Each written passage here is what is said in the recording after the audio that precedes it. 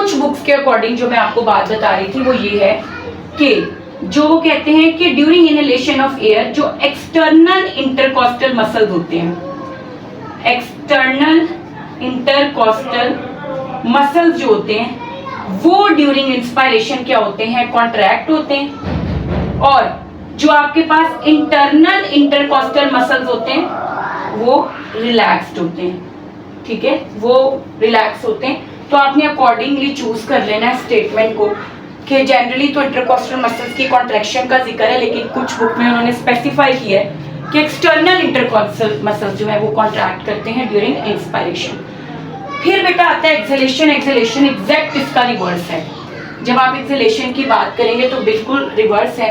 यहाँ पर जो एरिया ऑफ थोरेसिक कैविटी है दैट डिक्रीजेस, यहाँ पर प्रेशर ऑन लंग्स जो है दैट इंक्रीजेस, और इसी तरह यहाँ पर प्रेशर इनसाइड लंग्स जो है वो आपके पास क्या होता है, दैट डिक्रीजेस। प्रेशर जो लंग्स के अंदर होता है वो एयर का, वो आपके पास क्या, एयर ज्यादा हो जाएगी सिंपली, तो एयर प्रेशर डिक्रीजेस। तो बेटे आपके देखिए नेगेटिव प्रेशर खत्म हो जाता है। तो यहाँ पर इसका जो मेन अगर आप देखें रीजन तो क्या होता है कि यहाँ पर जो आपके इंटरकॉस्टल मसल्स हैं,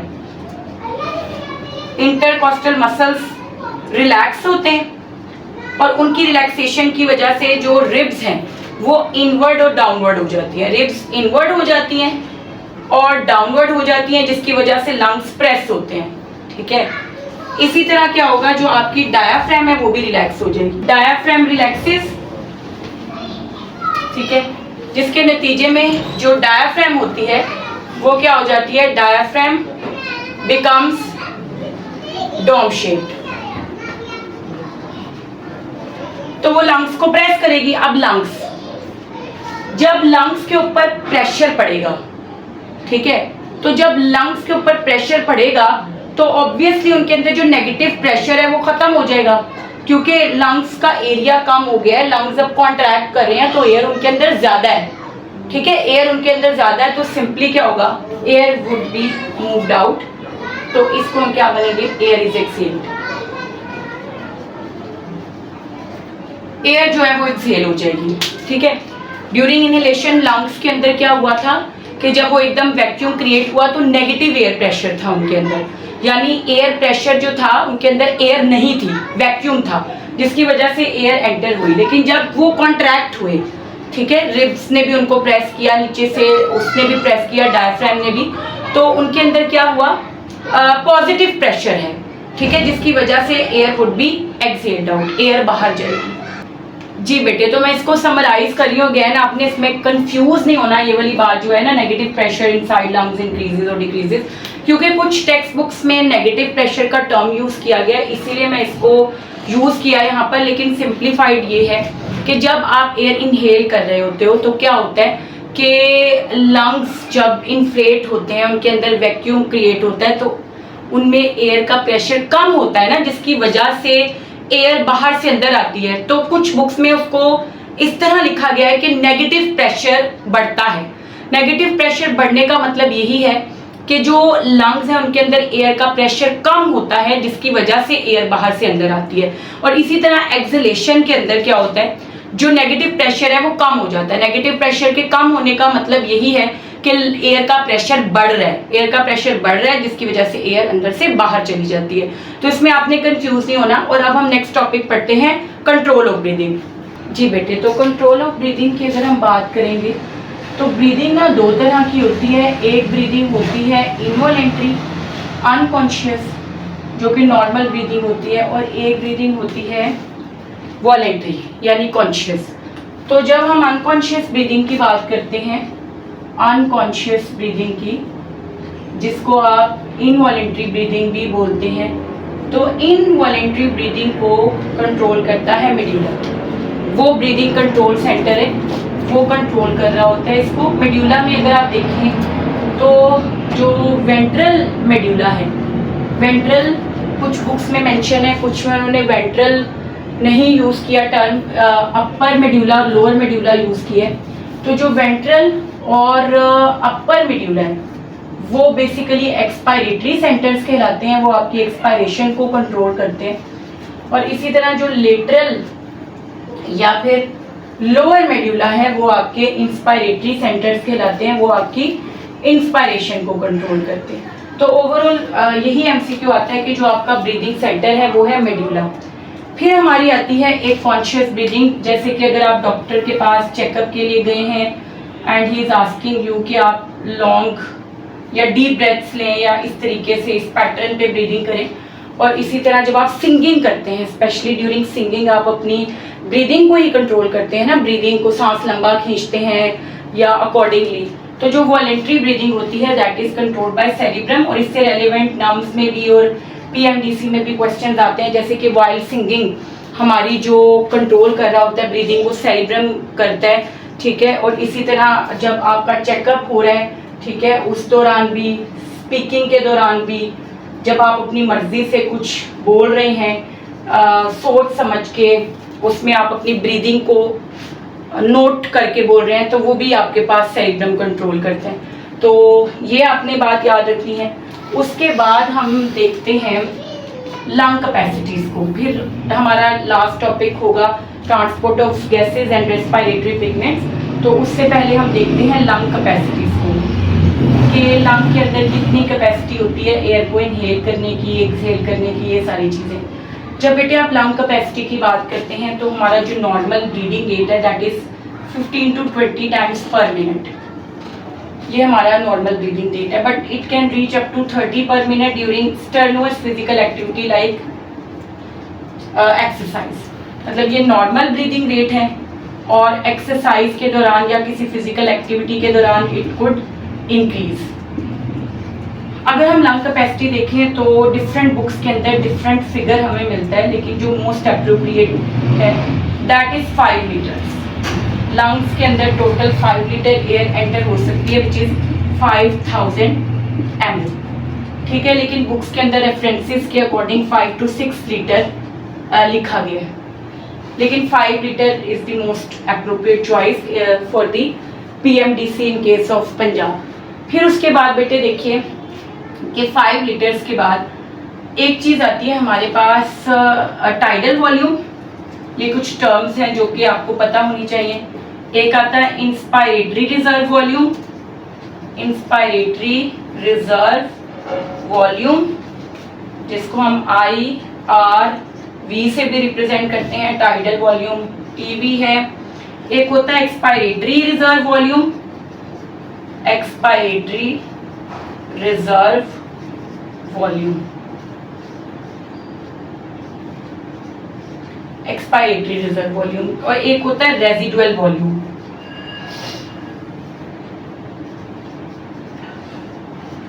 एक है रेजिडुअल वॉल्यूम, ठीक है, रेजिडुअल वॉल्यूम।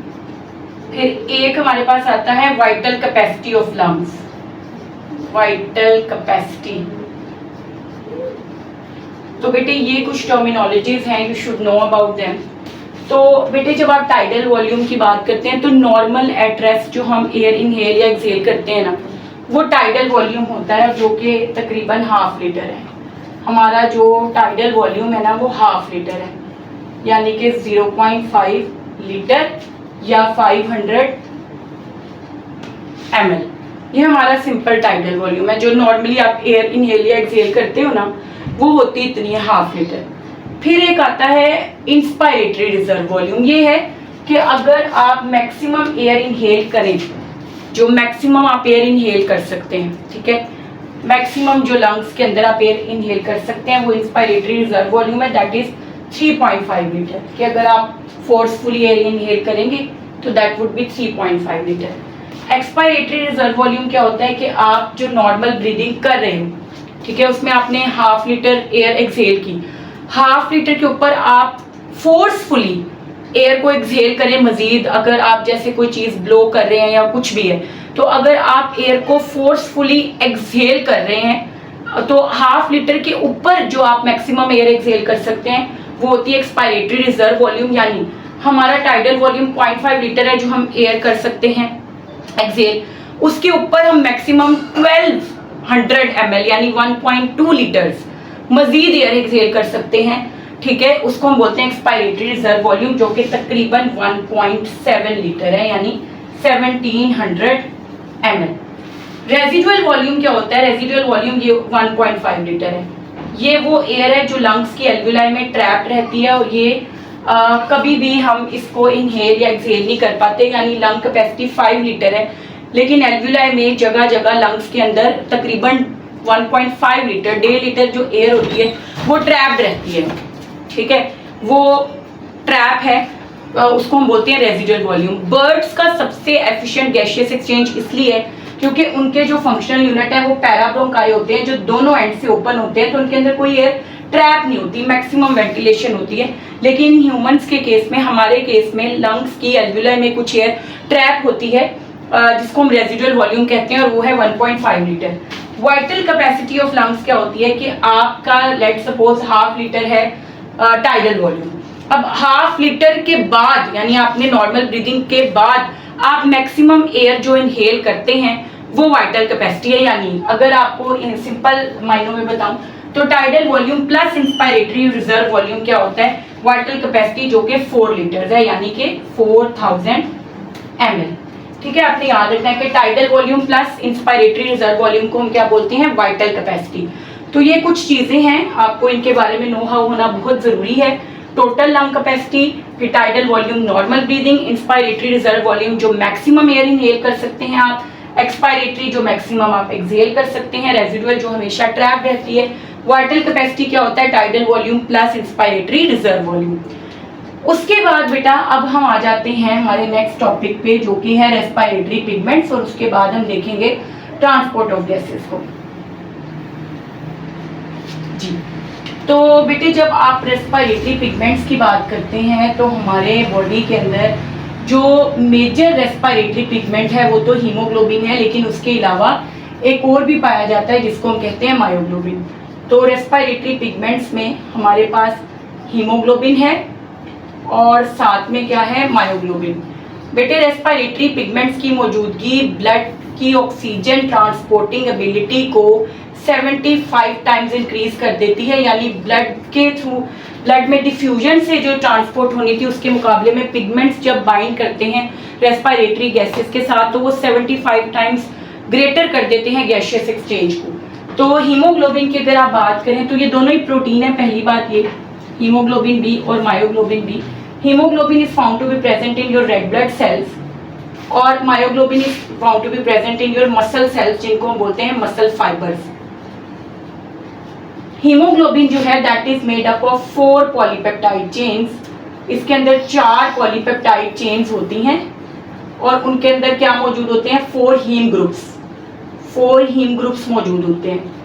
हर एक पॉलीपेप्टाइड चेन में एक हीम ग्रुप होता है जो कि आयरन कंटेनिंग है। हीम ग्रुप्स के अंदर आपको पता है आयरन होता है, सेंटर आयरन कंटेनिंग होता है हीम ग्रुप। लेकिन in case of myoglobin single polypeptide chain होती है, सिंगल पॉलीपेप्टाइड चेन है और एक ही हीम ग्रुप है। हीम ग्रुप क्या है? ये एक सेंट्रल आयरन कंटेनिंग ग्रुप है जिसके साथ ऑक्सीजन बाइंड करती है एक्चुअली। तो इसके अंदर एक हीम ग्रुप है। इसमें total amino acid 574 amino acids होते हैं इसमें, और इसमें होते हैं 153 अमाइनो एसिड्स। इसका जो स्ट्रक्चर है that is quaternary protein structure, और जो स्ट्रक्चर मायोग्लोबिन का है दैट इज टर्शरी, वो टर्शरी होता है। ठीक है, जो हमारे पास हीमोग्लोबिन होता है that can bind with 4 oxygen molecules. ये 4 ऑक्सीजन मॉलिक्यूल्स के साथ बाइंड कर सकता है एक टाइम पर, क्योंकि इसके अंदर 4 हीम ग्रुप्स हैं और ऑक्सीजन किसके साथ बाइंड करती है? लाइन थोड़ी सीधी है, वो बाइंड करती है किसके साथ? हीम ग्रुप के साथ। तो इसमें 4 है और it can bind with only 1 oxygen molecule. लेकिन इसकी बेशक ये लेस नंबर ऑफ ऑक्सीजन के साथ बाइंड कर रहा है, लेकिन इसकी जो ऑक्सीजन को होल्ड करने की एफिनिटी है वो बहुत ज़्यादा है हीमोग्लोबिन के मुकाबले में। हीमोग्लोबिन ऑक्सीजन को लिबरेट कर देता है, ट्रांसपोर्ट कर देता है, liberates oxygen at partial pressure. यानी अगर जो सराउंडिंग टिश्यूज हैं या सराउंडिंग एरिया के अंदर ऑक्सीजन का प्रेशर 60 मिलीमीटर से बिलो जाए तो ये ऑक्सीजन छोड़ देता है हीमोग्लोबिन। बट ये कब लिबरेट करता है? ये ऑक्सीजन को लिबरेट करता है, ऑक्सीजन को एट 20 mmHg। ये ऑक्सीजन को तब लिबरेट करेगा जब उसका जो सराउंडिंग एरिया में प्रेशर है ना वो 20 से नीचे जाए, तो इसकी एफिनिटी फॉर ऑक्सीजन ज़्यादा है मायोग्लोबिन के मुकाबले में। तो सिंपली बेटा आप ये देखिए, ये 2 रेस्पिरेटरी पिगमेंट्स हैं। ऑक्सीजन, हीमोग्लोबिन क्या करता है, अगर आप इसका रोल देखें तो ये ट्रांसपोर्ट करता है, ये बाइंड कर सकता है ऑक्सीजन के साथ भी, कार्बन डाइऑक्साइड के साथ भी और हाइड्रोजन आयंस के साथ भी, लेकिन mainly it is involve in the transportation of carbon dioxide. लेकिन कुछ ऑक्सीजन की मेनली ट्रांसपोर्ट करवाता है, लेकिन कुछ ट्रांसपोर्ट ये कार्बन डाइऑक्साइड की भी करा सकता है। और जो मायोग्लोबिन होता है that binds only with oxygen, और इसका काम ऑक्सीजन ट्रांसपोर्ट करना है ना, हीमोग्लोबिन का काम ऑक्सीजन को ट्रांसपोर्ट करना है, जबकि मायोग्लोबिन का काम है ऑक्सीजन को स्टोर करना। ये मसल्स के अंदर ऑक्सीजन को स्टोर करके रखता है ताकि वक्त आने पर ऑक्सीजन को लिबरेट करे और सेल्स जो है वो ऑक्सीजन को यूज कर सकें, as muscles require a lot of energy for the activity. तो ये आगे हमारे रेस्पिरेटरी पिगमेंट्स। तो अब हम देखते हैं कि how they are involve in the transport of gases. Haemoglobin किस तरीके से ऑक्सीजन को ट्रांसपोर्ट करता है, किस तरीके से कार्बन डाइऑक्साइड को ट्रांसपोर्ट करता है, तो हम वो देखते हैं। Next topic, transport of oxygen. जब हम ट्रांसपोर्ट ऑफ ऑक्सीजन की बात करते हैं तो 97% तक वो डिसॉल्व होती है इन प्लाज्मा और उसके थ्रू वो हो जाती है ट्रांसपोर्ट। नॉर्मली हमारे पास क्या होता है, एक हीमोग्लोबिन बाइंड कर सकता है 4 ऑक्सीजन के मॉलिक्यूल्स के साथ। हीमोग्लोबिन बाइंड करता है 4 ऑक्सीजन के साथ और ये रिएक्शन रिवर्सिबल है।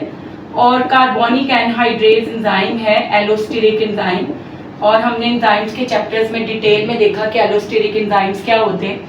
तो कार्बोनिक एनहाइड्रेज क्या करता है, बेसिकली हमारे पास ये जो बनाता है वो ऑक्सी हीमोग्लोबिन, ठीक है, ऑक्सी हीमोग्लोबिन बनाता है बाइंड करके ऑक्सीजन के साथ हीमोग्लोबिन, और कार्बोनिक एनहाइड्रेज ने एक्टिविटी कैटेलाइज की। अब होता ये है कि अगर हम देखें तो नॉर्मली 20 ml पर 100 ml ऑफ ब्लड अगर ऑक्सीजन मौजूद है तो that blood is said to be 100% saturated. Saturation 100% है। अगर ब्लड के अंदर 20 ml पर 100 ml ऑक्सीजन मौजूद है तो इट मीन्स कि आपका ब्लड 100% सैचुरेटेड है। जितनी ऑक्सीजन बाइंड कर सकता था हीमोग्लोबिन उसने की हुई है। और ये सिर्फ तब मुमकिन होता है जब आप सी लेवल पे होते हैं और मरकरी का जो प्रेशर है वो होता है हमारे पास 100 mmHg, यानी इस प्रेशर के ऊपर सी लेवल के ऊपर जो ऑक्सीजनेशन होती है ब्लड की वो 100% हो रही होती है। यहाँ पर कुछ टेक्स्ट बुक्स में उन्होंने कुछ फिगर्स भी मेंशन किए कि हमारे पास 50 ग्राम्स जो है ना हीमोग्लोबिन मौजूद होता है पर 100 ml। और इस तरह ये होता है कि हीमोग्लोबिन जो है 1 ग्राम हीमोग्लोबिन 1 ग्राम बाइंड करता है तकरीबन 1.34 ml ऑक्सीजन, ठीक है। और इस तरह 100 ml में कितनी होती है, 100 ml में 20 ml बनती है, ठीक है। ये ऑक्सीजन है और ये सी लेवल पर है। लेकिन जैसे ही अगर आप सी लेवल से डेविएट होते हैं, यानी सी लेवल से अबव या डाउन, ठीक है, अगर प्रेशर जो है वो चेंज होता है 100 से, तो जो ऑक्सीजन कैरिंग कैपेसिटी होती है वो भी चेंज हो जाती है। फॉर एग्जांपल अगर हम देखें तो 115 mmHg पर जो ऑक्सीजन का सैचुरेशन लेवल होता है दैट इज 19.6 ml पर 100 ml, और उसकी जो सैचुरेशन लेवल है इस वक्त कितना होता है, 96% सैचुरेशन होती है। तो जैसे जैसे आप सी लेवल से ऊपर या नीचे जाते हैं तो ऑक्सीजन कैरिंग कैपेसिटी हीमोग्लोबिन की क्या हो जाती है बेटा, वो कम हो जाती है, ठीक है। ये आपने बात याद रखनी है। तो देखिए जब आप जाते हैं ना ऊपर, ऊंचाई पे चढ़ते हैं लेट्स सपोज, तो अभी मैंने बात किया वेंटिलेशन का कि वेंटिलेशन जितनी होगी उतना ही गैसियस एक्सचेंज एफिशिएंट होगा। जब आप ऊपर जाते हैं आपके लंग्स में और जो आपके एनवायरनमेंट में एयर प्रेशर का डिफरेंस है वो कम हो जाता है। इस वजह से आपको एनर्जी लगानी पड़ती है इनहेल करने के लिए एयर, क्योंकि प्रेशर कम है। बाहर भी ऑक्सीजन जो है वो कम ही है और आपके लंग्स के अंदर भी जो है वो उतनी नहीं है, तो वो क्या हो रहा है, डिफरेंस नहीं एस्टेब्लिश हो रहा है। जितनी ऑक्सीजन बाहर ज्यादा होती है इतनी तेजी से वो अंदर आती है। ऊंचाई पे बाहर भी ऑक्सीजन कम है, इसकी वजह से सांस लेने में तंगी होती है जब आप ऊंचाई चलते हैं। ज्यादातर जो एथलीट्स होते हैं या जो गेमर्स होते हैं ना, वो ऊंचाई पे जाके एक्सरसाइजेस करते हैं या किसी ऊंचे एरिया पे, स्पेसिफिकली किसी माउंटेन एरिया पे जाके अपनी प्रैक्टिस करते हैं, ताकि उनका स्टेमिना बिल्ड हो कि वो कम जो डिफरेंस है ना उसमें भी इजीली अपनी सारी एक्टिविटी परफॉर्म कर सके। क्योंकि जब आप ऊंचाई पे प्रैक्टिस करते हैं ना तो ज्यादा स्टेमिना बिल्ड होता है किसी भी एक्टिविटी को परफॉर्म करने का किसी भी सिचुएशन में, क्योंकि ऊंचाई पे ऑक्सीजन कम होती है ऑलरेडी, तो फिर वो लंग्स अडेप्ट हो जाते हैं उसके अकॉर्डिंग। अब हमारे पास कुछ फैक्टर्स हैं जो कि ऑक्सीजन ट्रांसपोर्ट को इफेक्ट करते हैं, लेकिन उससे पहले आपने ये बात याद रखनी है कि जो हीमोग्लोबिन होता है ना, वो क्या होता है, वो लिबरेट कर देता है ऑक्सीजन को, ऑक्सीजन से अलहदा हो जाता है जब सराउंडिंग एरिया में जो टिश्यूज होते हैं वहां पर जो प्रेशर होता है ना वो बिलो 60 होता है, क्योंकि टिश्यूज में सेल्स यूज कर रहे होते हैं ऑक्सीजन को, वो कार्बन डाइऑक्साइड प्रोड्यूस कर रहे होते हैं, तो बिलो 60 मिलीमीटर ऑफ मर्करी पे ऑक्सी हीमोग्लोबिन स्प्लिट होके ऑक्सीजन को लिबरेट कर देता है और वो सेल्स में चली जाती है। ऐसा कैसे मुमकिन होता है वो भी हम डिटेल में देखेंगे, लेकिन उससे पहले कुछ फैक्टर्स हैं जो कि ऑक्सीजन ट्रांसपोर्ट को इफेक्ट करते हैं। एक तो हमारे पास सबसे पहले तो आता है पीएच, पीएच के बाद दूसरा है कार्बन डाइऑक्साइड की कॉन्सेंट्रेशन और तीसरी चीज है टेम्परेचर। ये फैक्टर्स हैं जो कि ऑक्सीजन ट्रांसपोर्ट को बाय हीमोग्लोबिन इफेक्ट करते हैं। यहीं पर हम ये देख लेते हैं कुछ जगह है। तो बेटे यहाँ पर आप देखिए कि सिंपली जब आप पीएच की बात करते हैं, सबसे पहले जब हम यहाँ पे पीएच को देखेंगे तो पीएच जैसे जैसे डिक्रीज होती है ना, पीएच डिक्रीज होने का, ब्लड की आइडियल पीएच 7.4 है विच इज स्लाइटली बेसिक। अब पीएच जैसे डिक्रीज होती है ना, तो डिक्रीज इन पीएच का मतलब क्या होता है, इंक्रीज इन हाइड्रोजन आयंस। अब होता ये है कि जो हाइड्रोजन आयंस है ना वो भी टेंडेंसी रखते हैं टू बाइंड विद हीमोग्लोबिन, वो भी हीमोग्लोबिन के साथ बाइंड कर देते हैं। तो अगर हाइड्रोजन आयंस ज्यादा हो जाएं तो वो ऑक्सीजन के साथ कंपीट करते हैं हीमोग्लोबिन के साथ, और वो ऑक्सीजन के साथ, ऑक्सीजन की बजाय हीमोग्लोबिन के साथ बाइंड कर सकते हैं और क्या बनाते हैं वो ग्लोब्यूलिनिक एसिड। ठीक है, ग्लोब्यूलिनिक एसिड अगर वो ज्यादा हो और बाइंड कर जाएं तो ग्लोब्यूलिनिक एसिड बनाते हैं हीम ग्रुप के साथ बाइंड करके। तो इस तरह क्या होता है कि ऑक्सीजन ट्रांसपोर्ट करने की जो एबिलिटी होती है हीमोग्लोबिन की वो डिक्लाइन होती है, क्योंकि अगर हाइड्रोजन आयन ज्यादा होंगे तो वो हीमोग्लोबिन प्रेफर करेगा कि वो उनके साथ बाइंड कर जाए। इसी तरह जो टेम्परेचर है, टेम्परेचर का और ऑक्सीजन ट्रांसपोर्ट बाय हीमोग्लोबिन का रिलेशनशिप भी इनवर्स है। टेम्परेचर इंक्रीज होगा तो हीमोग्लोबिन को ट्रांसपोर्ट, हीमोग्लोबिन की जो एबिलिटी है ऑक्सीजन को ट्रांसपोर्ट करने की वो कम हो जाएगी, यानी टेम्परेचर और जो ऑक्सीजन ट्रांसपोर्ट है बाय हीमोग्लोबिन उनका रिलेशनशिप क्या है, इनवर्स। जैसे जैसे टेम्परेचर बढ़ता है एंजाइम जो कार्बोनिक एनहाइड्रेज है उसकी ऑक्सीजन को ट्रांसपोर्ट करने की जो एबिलिटी है ना वो कम होती जाती है। आपको पता है हाई टेम्परेचर एंजाइम की एक्टिविटी को इफेक्ट करता है, तो जैसे जैसे टेम्परेचर बढ़ता है वैसे वैसे क्या होता है कि जो एंजाइमेटिक एक्टिविटी है उसमें डिक्लाइन आता है और एफिशिएंटली ऑक्सीजन ट्रांसपोर्ट नहीं हो पाती, प्रोसेस स्लो हो जाता है। तो ये अबाउट पीएच है। फिर उसके बाद बेटे आप ये देखिए टेम्परेचर और पीएच हमने देखा, और तीसरी बात है कार्बन डाइऑक्साइड की कॉन्सेंट्रेशन। ये पहला, दूसरा और ये है तीसरा।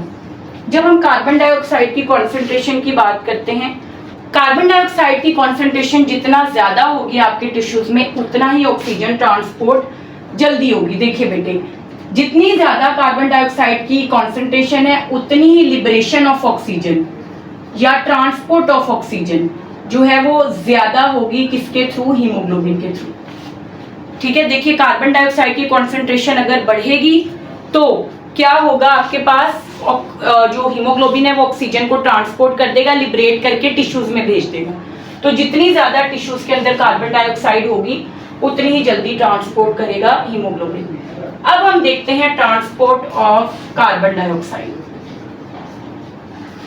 जब हम ट्रांसपोर्ट ऑफ कार्बन डाइऑक्साइड की बात करते हैं ना तो ये ऑक्सीजन और ट्रांसपोर्ट ना रेलेवेंट है। अब ये बड़ा ही टेक्निकली है, आपने इस चीज को बहुत अच्छे से अंडरस्टैंड करना है। ये टॉपिक आपने क्लियर रखना है क्योंकि मोस्ट ऑफ द टाइम बच्चों को ये टॉपिक क्लियर नहीं होता। तो आज आपने इसको क्रिस्टल क्लियर करना है मेरे साथ। आप ये देखिए बेटा, मैं ना ये दो चीज़ें बनाती हूँ, ये देखिए, ठीक है। अब हम इसको बड़ा इजी वे में करेंगे। देखिए ये समझे पल्मोनरी सर्कुलेशन है, ठीक है, और ये सिस्टेमी सर्कुलेशन है, ये है सिस्टेमी सर्कुलेशन जो कि टिश्यूज और सेल्स में है। देखिए ये पल्मोनरी सर्कुलेशन है, ये सिस्टेमी सर्कुलेशन है। अब होता क्या है, अब इसको समझना है आपने। ये समझें, ये है एल्वुलाई और इसके सराउंडिंग में ये हैं पल्मोनरी कैपिलरीज। जब हम एयर इनहेल करते हैं तो ऑक्सीजन होती है एल्वुलाई में बहुत ज्यादा। एयर इनहेल किया है और उस एयर इनहेल्ड एयर के अंदर ऑक्सीजन ज्यादा होती है ऑब्वियसली। अब आपने एयर इनहेल की, वो ऑक्सीजन डिफ्यूज करके कहां पर चली जाती है, पल्मोनरी कैपिलरीज में, क्योंकि ऑब्वियसली हार्ट ने लंग्स के पास जो ब्लड भेजा होता है वो डीऑक्सीजनेटेड होता है। आपने कंप्लीट सर्कुलेटरी सिस्टम जो है वो लेक्चर सुना, अगर नहीं तो आप वो कंप्लीट सुने ताकि आपको ये क्लियर हो। हार्ट डीऑक्सीजनेटेड ब्लड लंग्स के पास भेजता है जिसमें ऑक्सीजन नहीं होती, कम होती है। अब जब आपने एयर इनहेल की तो एल्वुलाई के अंदर क्या है, ऑक्सीजन ज्यादा है, वो डिफ्यूज करके कहां पर आ जाएगी, इधर यहां पर कैपिलरीज के अंदर प्लाज्मा में आएगी। प्लाज्मा से वो चली जाएगी आरबीसीज के अंदर। ब्लड प्लाज्मा जो कैपिलरीज होते हैं उनके अंदर रेड ब्लड सेल्स हैं, वो चली जाएगी रेड ब्लड सेल्स के अंदर। अब कार्बोनिक एनहाइड्रेज होता है आरबीसीज के अंदर, वो क्या करेगा, इस ऑक्सीजन को हीमोग्लोबिन के साथ बाइंड करवा के क्या बना देगा, ऑक्सी हीमोग्लोबिन। ब्लड हो गया ऑक्सीजनेटेड, हीमोग्लोबिन में आगे जितने भी आरबीसीज हैं उनके अंदर ऑक्सीजन चली जाएगी। अब ये ब्लड हो गया है ऑक्सीजनेटेड। अब ये वापस हार्ट के पास जाता है और हार्ट इसको भेजता है बॉडी में, लेफ्ट वेंट्रिकल के थ्रू हार्ट इसको बॉडी में पंप करता है। अब बॉडी में जाएगा। अब ये समझें कि हमारे पास जो है ये टिश्यूज के अंदर कैपिलरीज हैं, ये कैपिलरीज हैं इन टिश्यूज, और ये हैं सेल्स, ये हैं टिश्यूज के सेल्स, ये आ गए सेल्स, और ये सिस्टेमी कैपिलरीज हैं, ठीक है। बहुत ही क्लियर आपने इसको रखना है। और ये कौन सी थी, पल्मोनरी कैपिलरीज, ये थी पल्मोनरी कैपिलरीज। अब सेल्स के अंदर क्या होगा, देखिए बेटा, सेल्स के अंदर ना यूज हो रहा है, ऑक्सीजन यूज हुई है ग्लूकोज ब्रेकडाउन के लिए जो पहले थी। ब्रेकडाउन के बाय प्रोडक्ट के तौर पे कार्बन डाइऑक्साइड प्रोड्यूस हुई है जो सेल्स में ज्यादा है। अब कार्बन डाइऑक्साइड क्या करती है, कार्बन डाइऑक्साइड डिफ्यूज होके आती है ब्लड प्लाज्मा में, ये आ गई ब्लड प्लाज्मा के अंदर कार्बन डाइऑक्साइड।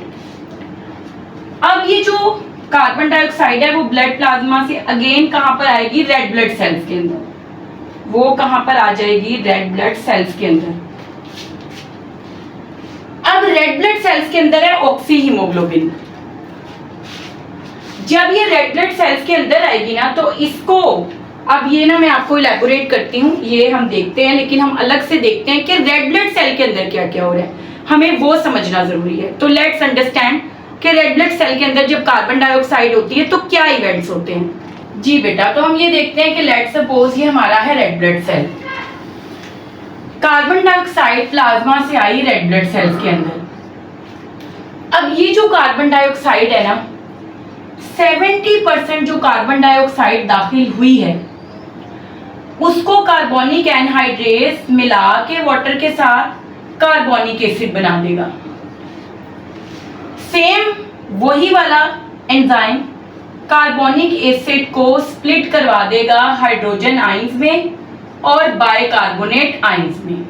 अब देखिए बाकी 30% कार्बन डाइऑक्साइड जो थी ना, उसमें से आपने ये देखना है कि जो 23% है अकॉर्डिंग टू डिफरेंट बुक्स, जो 23% कार्बन डाइऑक्साइड है वो बाइंड करेगी हीमोग्लोबिन के साथ। कैसे, देखें, एक तो ये कि कार्बन डाइऑक्साइड आई रेड ब्लड सेल्स के अंदर, वाटर के साथ मिलके कार्बोनिक एसिड बना, कार्बोनिक एसिड स्प्लिट हो गया हाइड्रोजन आयंस और बाइकार्बोनेट आयंस में। अब देखें हीमोग्लोबिन की टेंडेंसी है to bind with hydrogen ions भी, कार्बन डाइऑक्साइड भी और ऑक्सीजन भी। अब उस हीमोग्लोबिन को कार्बन डाइऑक्साइड भी नजर आ रही है, हाइड्रोजन भी नजर आ रहा है। वो क्या करेगा, ये जो ऑक्सी हीमोग्लोबिन था ये ऑक्सीजन को छोड़ना पसंद करेगा, ये स्प्लिट हो जाने, ये स्प्लिट हो गया, ऑक्सीजन को इसने छोड़ दिया। अब यही वो ऑक्सीजन है, ये जो ऑक्सीजन थी ना यहाँ पर हमने जिक्र किया, जब वो ऑक्सीजन लिबरेट करेगा तो ऑक्सीजन सेल्स में चली गई, ऑक्सीजन सेल्स के पास चली गई। अब 23% जो कार्बन डाइऑक्साइड होती है ना वो बाइंड कर जाती है अब हीमोग्लोबिन के साथ और कार्ब अमाइनो हीमोग्लोबिन बनाती है। ठीक है, जो बनता है वो बनता है कार्ब अमाइनो हीमोग्लोबिन।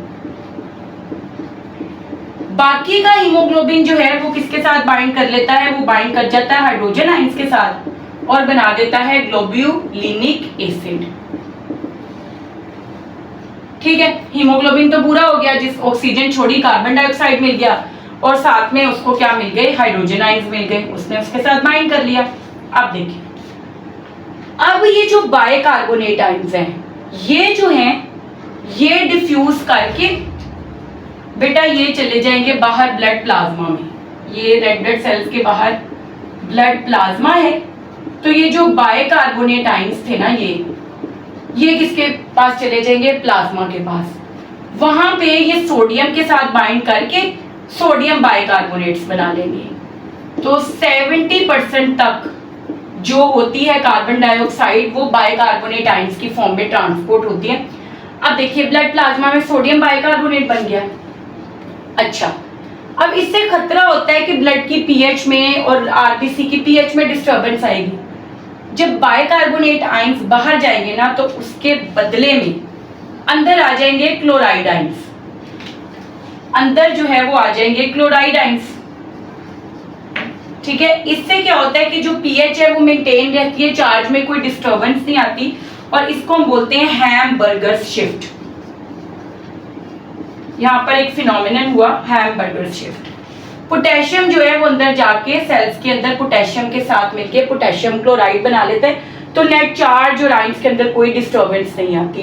तो ये इवेंट हुआ किधर, ये आपके रेड ब्लड सेल्स में जो के टिश्यूज के अराउंड ब्लड में है, ये हो गया। अब देखिए ये सारा ब्लड डीऑक्सीजनेटेड है, ऑक्सीजन तो चली गई है सेल्स को, पीछे क्या बच गया है, कार्बन डाइऑक्साइड। अच्छा, कार्बन डाइऑक्साइड में ना ये आपने याद रखना है कि जो ऑक्सीजनेटेड ब्लड होता है ना उसके अंदर होती है 50 ml और जो डीऑक्सीजनेटेड होता है उसके अंदर होती है 54 ml। तो 4 ml जो ऑक्सीजन होती है ना, कार्बन डाइऑक्साइड, सॉरी यहाँ पे बात हो रही है कार्बन डाइऑक्साइड की, कि ऑक्सीजनेटेड ब्लड में 50 ml होती है और डीऑक्सीजनेटेड में 54 ml होती है, यानी 4 ml ऐड होती है सिर्फ ड्यूरिंग डीऑक्सीजनेशन। अब आप ये देखिए कि ये सारा ब्लड डीऑक्सीजनेटेड हो गया क्योंकि हर बॉडी में जितनी भी सिस्टेमिक सर्कुलेशन है वहां पर ऑक्सीजन चली गई है सेल्स को और जो कार्बन डाइऑक्साइड है वो ब्लड में आ गई है। अब ये ब्लड सारा ऑब्वियसली हार्ट में कलेक्ट होगा, हार्ट इसको अगेन किसके पास भेजेगा, लंग्स के पास। वही फिनोमेना लंग्स में आप देखें ऑक्सीजन बाहर ज्यादा थी एल्विलाई में, ऑक्सीजन जब डिफ्यूज करके आई है कहां पर, ब्लड कैपिलरीज के अंदर, पल्मोनरी कैपिलरीज के अंदर, तो अब हीमोग्लोबिन को दिखाई दे रहा है कि भाई ऑक्सीजन ज्यादा है, मैं वो ऑक्सीजन के साथ बाइंड कर लूं, ऑक्सीजन ज्यादा है तो वो सोचेगा कि क्या मैं कार्बन डाइऑक्साइड के साथ भी बाइंड करूं, हाइड्रोजन के साथ भी, मैं इनको छोड़ता हूं, मैं ऑक्सीजन को ही पकड़ता हूं। तो हीमोग्लोबिन यहाँ पर किसके साथ बेटा बाइंड करेगा, ऑक्सीजन के साथ। जैसे ही वो आरबीसीज के अंदर जाएगी तो अब अगेन मैं इस वाली को कि यहाँ पर जो आरबीसी है जो कि पल्मोनरी सर्कुलेशन में आरबीसी है वहां पर क्या इवेंट हो रहा है, ये तो हो गया ना कि इस तरह डीऑक्सीजनेशन हो गई। अब देखिए यहाँ पर इसी को मैं थोड़ा सा मजीद इलैबोरेट करती हूँ अगेन। देखिए ये हमारे पास आ गया। अब यहाँ पर क्या हुआ कि जब ऑक्सीजन इसको मिली ज्यादा, इसने कहा कि बस अब ऑक्सीजन को लो, ये हाइड्रोजन आइंस को भी छोड़ देगा, ये कार्बन डाइऑक्साइड को भी छोड़ देगा। ठीक है, अब ये किसके साथ बाइंड कर जाएगा, हीमोग्लोबिन बाइंड करेगा ऑक्सीजन के साथ और यहाँ पे बनाएगा ऑक्सी हीमोग्लोबिन। अब इसने हाइड्रोजन को भी छोड़ दिया है और कार्बन डाइऑक्साइड को भी छोड़ दिया है। कार्बन डाइऑक्साइड 23% तो डिफ्यूज करके कहां पर चली जाएगी, एल्वियोलाई में, क्योंकि एल्वियोलाई में कार्बन डाइऑक्साइड नहीं है, कम है, आपने एयर इनहेल किया उसमें ऑक्सीजन ज्यादा थी। बाकी वाली कहां गई, अब देखिए कि सिंपली हमारे पास क्या हुआ कि ये हाइड्रोजन आयंस भी बच गए और पीछे से वो जो कार्बन डाइऑक्साइड लिबरेट की थी वो तो डिफ्यूज करके चली गई। अब यहाँ पर क्या होगा, ये जो बाइकार्बोनेट आयंस थे ना, दे विल मूव इन। अब यहाँ पर ये अंदर आएंगे, बाइकार्बोनेट आयंस अंदर आ गए, ठीक है। इसी तरह जो क्लोराइड है वो वापस चला जाता है क्योंकि वो अंदर आ गए। अब क्या होगा बेटा कि जो बाइकार्बोनेट आयंस हैं, ठीक है, वो हमारे पास क्या हुआ, जब अंदर आए तो उसके बदले में ये दोनों मिलके क्या बनाएंगे, अगेन कार्बोनिक एसिड। वो कार्बोनिक एसिड स्प्लिट हो जाएगा किसके अंदर, अगेन कार्बन डाइऑक्साइड और वाटर में। अब ये वाली भी कार्बन डाइऑक्साइड जो है वो कहां पर चली जाएगी, डिफ्यूज करके एल्वियोलाई में। ये भी कहां चली गई, डिफ्यूज करके एल्वियोलाई में चली गई। ये वाली कार्बन डाइऑक्साइड भी जो 70% थी ये भी डिफ्यूज करके एल्वियोलाई में चली गई। तो इस तरीके से यहाँ पर गैसियस एक्सचेंज हुआ कि कार्बन डाइऑक्साइड एल्वियोलाई में भर गई। दैट्स व्हाई हमने जो हम इनहेल ऑक्सीजन करते हैं बट एक्सहेल क्या करते हैं, कार्बन डाइऑक्साइड। तो वो किस तरह मुमकिन हुआ, इसी तरह हीमोग्लोबिन ने यहाँ ऑक्सीजन को पकड़ा, हाइड्रोजन भी छोड़ दिया आयंस, और क्या छोड़ दिया, ये भी कार्बन डाइऑक्साइड भी छोड़ दी। वो कार्बन डाइऑक्साइड तो डायरेक्टली चली गई, बाकी क्या होगा, यहाँ पर जो बाइकार्बोनेट आयंस हैं वो अंदर आए, क्लोराइड अगेन बाहर चला गया। बाइकार्बोनेट आयंस ने किसके साथ बाइंड किया, हाइड्रोजन के साथ। फिर क्या बन गया, कार्बोनिक एसिड स्प्लिट हुआ कार्बन डाइऑक्साइड और वाटर में। वाटर तो यहीं पर है सेल्स में। कार्बन डाइऑक्साइड डिफ्यूज करके कहां पर चली गई, एल्वियोलाई में। तो ये हमारे पास पल्मोनरी सर्कुलेशन के दौरान होता है, और ये वाला जो होता है वो हमारे पास सिस्टेमिक सर्कुलेशन के दरमियान में होता है, ठीक है, के दौरान होता है। तो ये सिंपल सा टॉपिक है, आई होप कि आपने इसको क्लियरली अंडरस्टैंड कर लिया है। और बेटा आप ये देखिए कि सिंपली बाकी की आप सोच रहे होंगे कि 3% कहाँ गई, तो बाकी की जो 3% है वो अदर प्लाज्मा प्रोटीन्स जो हैं वो ट्रांसपोर्ट करते हैं। इस तरह के फिगर्स पूछे नहीं जा सकते, लेकिन कुछ बुक्स में लिखा गया कि 23% जो है वो कार्बोमाइनो हीमोग्लोबिन के फॉर्म में ट्रांसपोर्ट होती है, लेकिन कुछ में बताया गया कि 20% जो होती है वो बेसिकली हीमोग्लोबिन ट्रांसपोर्ट करता है, और 5% जो होते हैं वो अदर प्लाज्मा प्रोटीन्स करते हैं, ठीक है, ये भी बात है। तो और बाकी की कुछ डिजॉल्व होती है, डिजॉल्व फॉर्म में, बाकी की 5% डिजॉल्व इन प्लाज्मा जो है। तो ये डिफरेंट बुक्स में डिफरेंट आपको रेफरेंसेस मिलते हैं, लेकिन नॉर्मली 70% बाइकार्बोनेट आयंस की फॉर्म में होती है, और जो आपकी होती है बेसिकली 23% वो कार्बोमाइनो हीमोग्लोबिन की फॉर्म में होती है, और 3% जो होती है वो अदर प्लाज्मा प्रोटीन्स के जरिए या डिजॉल्व फॉर्म में होती है। तो बेटा ये था हमारा basically total topic transport of gases का। और अब हमारा लास्ट टॉपिक है सिगरेट स्मोकिंग, जो कि बहुत इजी सा है, 2-3 बातें हैं बस उसके बारे में, वो बताती हूँ मैं आपको। और फिर उसके बाद अगर ये आप पूरा लेक्चर सुन लेते हैं तो आपको किसी दूसरे सोर्स की ज़रूरत नहीं रहेगी। जी बेटा, सिगरेट स्मोकिंग की अगर हम बात करें तो कुछ ही बातें हैं इसके बारे में। तो जो टोबैको है सिगरेट स्मोकिंग में, उसके अंदर बेसिकली कार्सिनोजेंस मौजूद हैं विच कॉज कैंसर। तो कुछ बुक में 87% है, कुछ बुक्स में 90% है। जो स्मोकिंग है that is the cause of lung cancer. Lung cancer का मेन कॉज जो है वो सिगरेट स्मोकिंग है, बिकॉज जो टार ऑफ टोबैको है जो यूज की जाती है सिगरेट में, दैट कंटेन्स कार्सिनोजेंस, उसके अंदर कुछ केमिकल्स हैं which can cause cancer. More over बेटे, अगर आप सिगरेट स्मोकिंग को देखें तो इसके अंदर मौजूदा जो कंपोनेंट्स होते हैं वो इरिटेट करते हैं इनर लाइनिंग ऑफ ब्रोंकाई और ब्रोंक्यूल, या जो रेस्पिरेटरी पैसेजवे है उसकी इनर लाइनिंग को इरिटेट करते हैं, जिसकी वजह से वहां पर म्यूकस प्रोडक्शन एक्सटेंसिव हो जाती है। जब म्यूकस ज्यादा प्रोड्यूस होता है तो जो एयर पैसेजवे है जहां से एयर आपने इनहेल करनी है या एयर एल्वियोलाई तक जानी है वो रिड्यूस हो जाता है। तो एयर पैसेजवेज जो होते हैं ब्रोंकाई और bronchiole, due to excessive mucus production वो क्या हो जाते हैं, वो बेसिकली नैरो हो जाते हैं, एयर पैसेज वे नैरोज डाउन, जिसकी वजह से आप प्रॉपरली सांस ले नहीं पाते। और मोर ओवर जो स्मोकिंग होती है वो क्या करती है, डैमेजेस सीलिया, जो सीलिएटेड एपिथेलियल लाइनिंग होती है उसके अंदर ये क्या करती है, स्मोक की वजह से सीलिया डैमेज हो जाते हैं और वो एयर को फिल्टर नहीं कर पाते, जिसकी वजह से आपके पास क्या होगा, कोई भी पैथोजन, अगर कोई बैक्टीरिया है या कोई भी वायरस है दैट कॉजेज इन्फेक्शन। तो इसी तरह जो सिगरेट स्मोकर्स होते हैं उनके अंदर इन्फेक्शन रिस्क बढ़ जाता है। तो सिंपली बेटे सिगरेट स्मोकिंग कार्सिनोजेनिक है, लंग कैंसर कॉज करती है, इरिटेशन, इसमें इरिटेंट्स हैं जो कि म्यूकस की प्रोडक्शन को एग्जेसिव करवाने की वजह से आपके एयर पैसेज वेज को ब्लॉक कर सकते हैं। सीलिया डैमेज होने की वजह से बहुत अच्छी साइट मिल जाती है बैक्टीरिया और वायरसेस को अपनी प्रोलिफरेशन के लिए, और वो वहाँ पर प्रोलिफरेट करेंगे। मोर ओवर थोड़ी सी आपने बात ये याद रखनी है कि जो सिगरेट स्मोकिंग है उसके patients are at greater risk of emphysema. Basically उनके अंदर बहुत ज़्यादा रिस्क होता है एम्फिजीमा का। अब एम्फिजीमा क्या होता है अगर आप देखें तो it is actually alveolar breakdown. इसके अंदर एल्वुलाई की जो वॉल्स होती हैं वो ब्रेकडाउन होती हैं। तो बेटा एम्फिजीमा में क्या होता है कि ये देखिए ये हमारे पास एल्वुलाई हैं और हमने ये पहले भी बात पढ़ी थी कि जितना ज़्यादा सरफेस एरिया होगा गैशियस एक्सचेंज के लिए उतना ही गैशियस एक्सचेंज एफिशिएंट होगी। बट एल्वुलर ब्रेकडाउन की वजह से क्या होता है कि फ्यू सैक्स रह जाते हैं, इस तरीके से सैक्स लार्जर हो जाते हैं और फ्यू रह जाते हैं, जिसकी वजह से सरफेस एरिया रिड्यूस हो जाता है और सांस लेने में तंगी होती है। ये देखिए एल्वुलाई हैं, यहाँ पर सरफेस एरिया बहुत ज़्यादा है। एम्फिजीमा के पेशेंट्स में इनकी वॉल्स ब्रेकडाउन होती हैं which results in larger fewer sacs, और ब्लड पूरे तरीके से ऑक्सीजनेट नहीं हो पाता प्रॉपरली और सांस लेने में तंगी होती है। तो बेटा ये हमने हर एस्पेक्ट से पूरा रेस्पिरेटरी सिस्टम किया। अगर आप ये लेक्चर कम्प्लीटली सुन लेते हैं तो आपको किसी भी सोर्स की ज़रूरत नहीं रहती according to the PMD syllabus.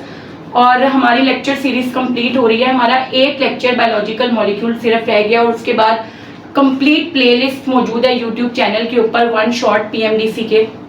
आप वो तमाम लेक्चर सुने और लास्ट डेज रह गए हैं उसमें अगर आप वो लेक्चर सुनते हैं और हमारा जो test session free of cost हम 20 अगस्त से स्टार्ट कर रहे हैं, अगर आप डेली बेसिस पे वो टेस्ट अटेम्प्ट करके डिस्कशन सुनते हैं तो फॉर श्योर आप बायो में 81/81 स्कोर कर सकते हैं।